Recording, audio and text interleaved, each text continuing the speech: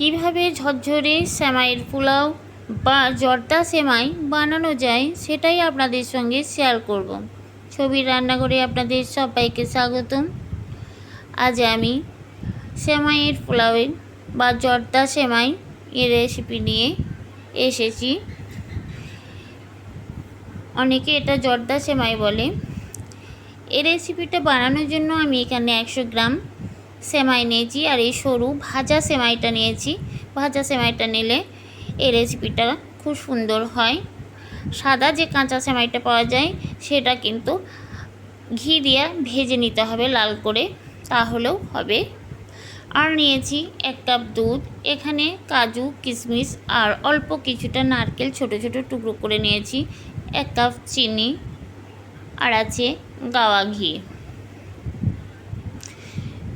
গ্যাসের ওভেনে আমি একটা কড়াই বসিয়েছি, দেব 1 চামচ গাওয়া ঘি। এখন আমি কাজু কিশমিশ এবং নারকেলটা হালকা করে ভেজে নেব। আমার চ্যানেলে যদি প্রথমে এসে থাকেন বন্ধুরা, তাহলে আপনাদের কাছে অনুরোধ, আমার চ্যানেলটিকে সাবস্ক্রাইব করে ভিডিওটিতে লাইক দিয়ে পুরো ভিডিওটা দেখতে থাকুন।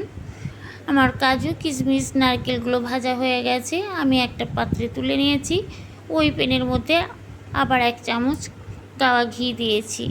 এখন আমি সেমাইগুলো হাতে করে একটু ভেঙে নেব। এইভাবে ভেঙে নিলে এটা রান্না করতে সুবিধা হবে। ঘি গরম হয়ে গেছে, এখন সেমাইগুলো দিয়ে ঘিয়ের মধ্যে ভেজে নেব। আর এই সময় গ্যাসের আঁচটা লো ফ্লেমে রেখে সেমাইটা ভাজতে হবে বন্ধুরা, না হলে সেমাইটা পুড়ে যেতে পারে। এভাবে লো ফ্লেমে রেখে আমি সেমাইটা ভেজে নেব। এদিকে একটা সসপ্যানে 1 কাপ দুধ, হাফ কাপ জল, 1 কাপ চিনি দিয়ে আমি গ্যাসের অন্য একটা চুলায় এটা জাল করে নেব। সেমাইটা ভাজা হয়ে গেছে, এখন চিনি আর দুধের মিশ্রণটা অল্প অল্প করে দেব, আর এইভাবে নাড়তে থাকবো, তাহলে সেমাইটা তাড়াতাড়ি সেদ্ধ হয়ে যাবে। আর এই সময় গ্যাসের আঁচটা লো ফ্লেমে রেখেই আমি রান্নাটা করছি। বাকি চিনি আর দুধের মিশ্রণটা দিয়ে দেব। এভাবে নাড়তে হবে, তাহলে তলা পেকে যাবে না। কাজু কিশমিশ এবং নারকেলের ভাজা অ্যাড করে দিয়েছি।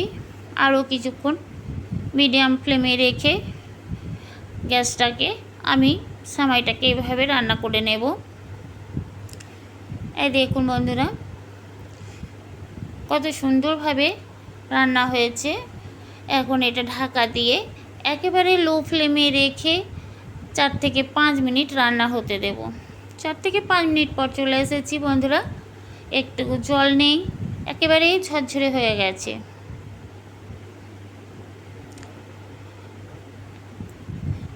ঠিক এইভাবে সেমাইটা রান্না করলে সব খুব সুন্দরভাবে ঝরঝরে হবে।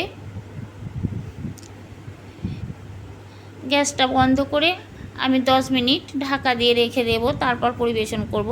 10 মিনিট পর চলে এসেছি বন্ধুরা, একটা কাঁটা চামচের সাহায্যে আমি এইভাবে ছড়িয়ে দিচ্ছি। দেখুন কতটা ঝরঝরে হয়ে গেছে, একটা সেমাইয়ের গায়ে সেমাই লাগবে না। ঠিক এইভাবে যদি সেমাইয়ের পোলাও রান্না করা হয়, অনেকে এটাকে জর্দা সেমাই বলে। কত সুন্দর ঝরঝরে হয়েছে দেখুন বন্ধুরা। এইভাবে একবার বানিয়ে দেখবেন। আমার এই রেসিপি কেমন লেগেছে অবশ্যই কমেন্ট করে জানাবেন। ভিডিওটা দেখার জন্য অনেক অনেক ধন্যবাদ।